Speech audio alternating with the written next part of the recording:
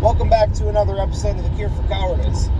I accidentally doxed my name in the last one, so I have to restart it. So, basically, I was watching this interview yesterday. It was with Daniel Priestley and I forget who the other guy was. Ali Abdaal, I think. But anyways,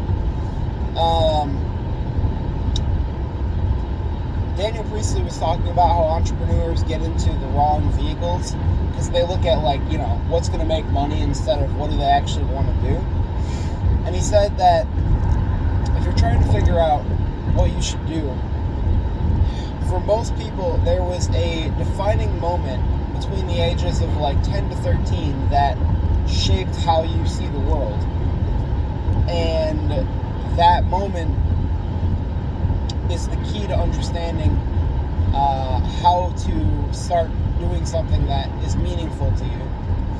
And basically, I was thinking about it, and I realized that I had a moment like that. And so here's mine. So I was probably about 12.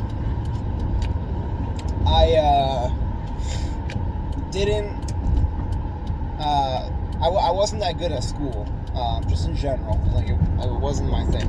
But my brothers were very good at school, which was a struggle because I was always being compared and whatnot, which reasonably so.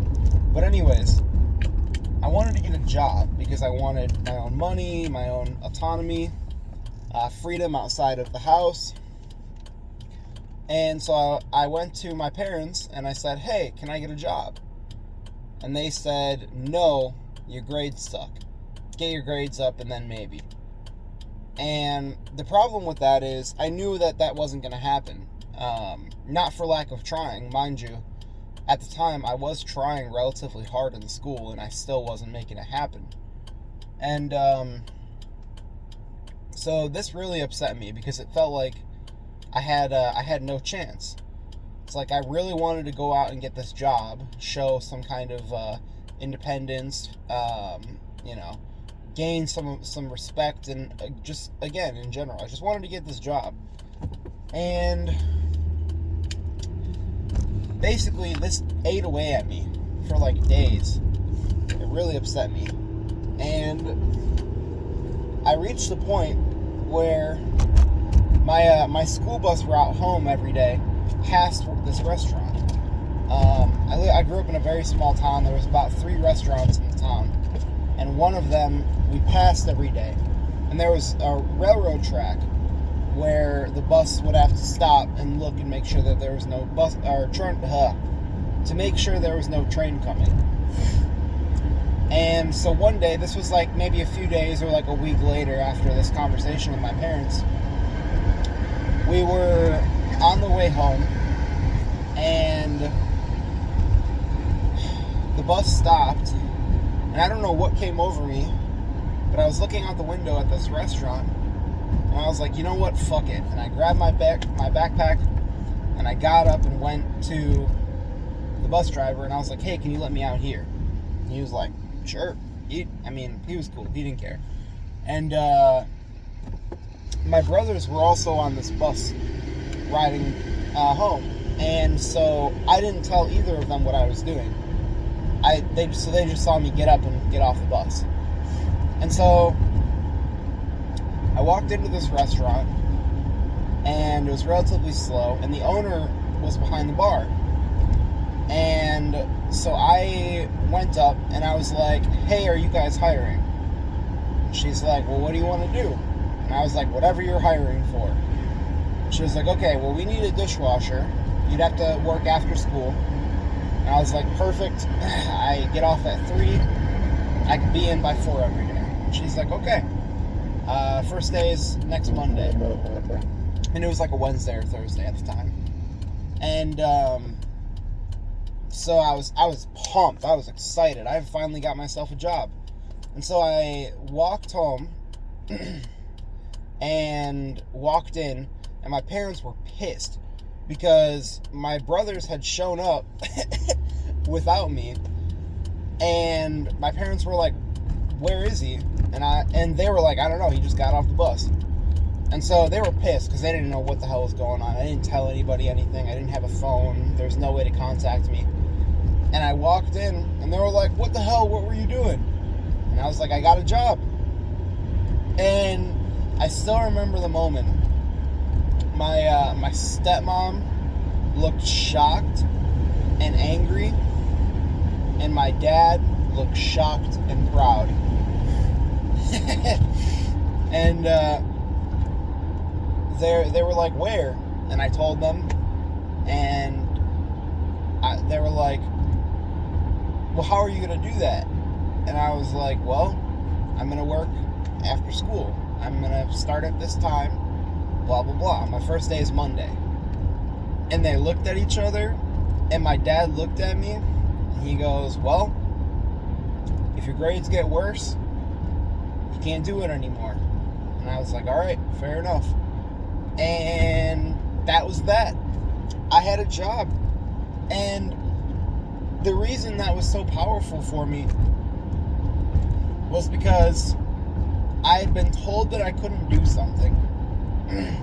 That something like just wasn't a good idea, wasn't going to happen, blah, blah, blah. And I went out, and with one conversation and actually just showing up and talking and communicating, I had made that thing happen. Now, granted, should I have listened to my parents when they said that I couldn't get a job? Probably. Did they make me quit that job? Absolutely not. Because they understood the initiative. They saw the drive, the passion that I had within me. And God bless them, they didn't want to put that out. And so, another funny part of this story, after I started working there, which, by the way, it was one of the worst jobs that I ever worked. That's besides the point. But after I started working there, I was so afraid of my grades dropping and having to quit, or being made to quit, rather, that I started putting even that much more effort into school, and my grades went up. So, the moment for me that was the defining moment that changed how I saw the world was the moment that I realized that you can achieve almost anything you want with some simple communication and a few well-placed conversations. And oftentimes, just showing up and asking is the solution to most of the problems. And so, throughout my life, that has continued to repeat itself, whether I was aware of it or not. Situations that in no way, shape, or form should have come to pass, I was able to squeeze myself in because I was willing to put myself out there, have the conversations, ask the questions that others would say, why would you do that? There's no way. And then, lo and behold, there was a way. And I think about that, and I think about the business that I am wanting to start, or rebirth, rather. And that's really all it is. It's just solving problems with direct conversations. It's not beating around the bush. It's not prepping for days or weeks or months. It's just knowing what the objective is, having the conversation, and doing my best to make it happen then and there. So anyway, I wanted to make this video talking about that because chances are anybody who watches this video in the future has had some form of similar situation where they learned something about themselves and about the world. And I really like the way that Daniel puts it in the video, because he says there was a moment where you realized that there was power within yourself outside of your parents. Because when you're, 10, 13, just in general, when you're younger like that, the world is very much what your parents make it out to be, and you don't see a whole lot outside of that.